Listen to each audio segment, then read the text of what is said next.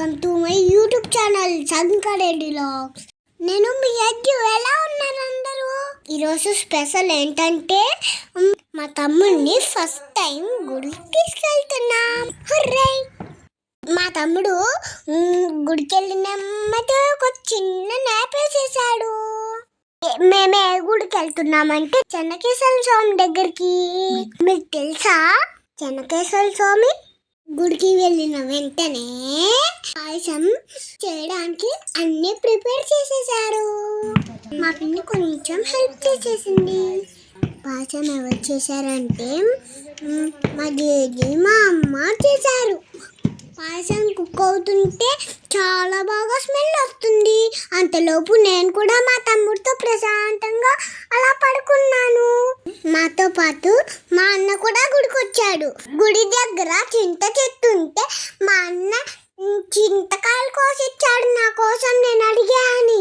అది పచ్చి చింతకాయ అయితే మేము పొయ్యిలో కాల్చుకొని తింటే అబ్బా బాగుంది. నేను తిని టేస్ట్ చేసి మా పిన్నికి కూడా టేస్ట్ చేయమని ఇచ్చాను. చూడండి, చింతకాయ తిన్న తర్వాత ఎలా రియాక్ట్ అయ్యాను. పుల్లగా టేస్టీగా ఉంది.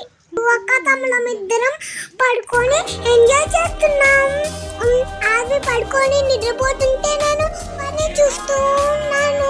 తర్వాత నేను మా అమ్మ దేవుడికని పూలు పసుపు కుంకుమతో దేవుడికి పూజ చేశాం.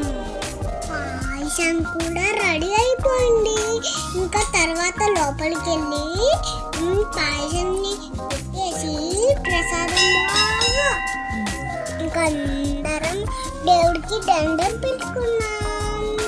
అందరం మంచిగా ఉండాలని దండం పెట్టుకున్నాం దేవుడికి.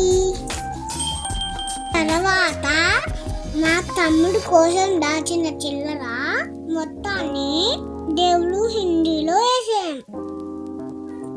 చెన్నకేశ్వర గుడి పక్కనే అంకాలమ్మ గుడి ఉంది.